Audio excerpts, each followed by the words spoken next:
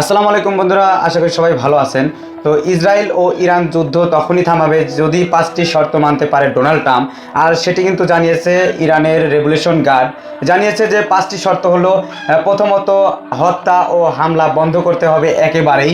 এটি যদি পারে তাহলে ইরান যুদ্ধ থামাবে। অ্যান্ড দ্বিতীয় যে শর্তটি পুনরায় দিয়ে দিয়েছে সেটি হলো পুনরায় যুদ্ধ আর হবে না এমন একটি নিশ্চয়তা দিতে হবে ডোনাল্ড ট্রাম্পকে, যে ইসরায়েল কিংবা আমেরিকা কখনোই ইরানে হামলা করবে না, এরকম একটা প্রতিশ্রুতি দিতে হবে।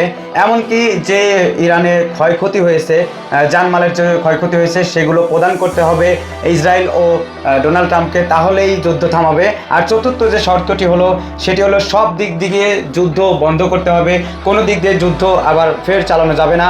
অ্যান্ড 5 নাম্বারটি যে শর্ত হলো হরমুজ প্রণালী, যে হরমুজ প্রণালীটি ইরানের দখলে আছে সেটা একদম করে দিতে হবে, বাধ্যতামূলক করে দিতে হবে যে ইরানের এই ঘাঁটি ইরানের, তাহলেই এই 5টি শর্ত মানলেই যুদ্ধ বিরতি হবে।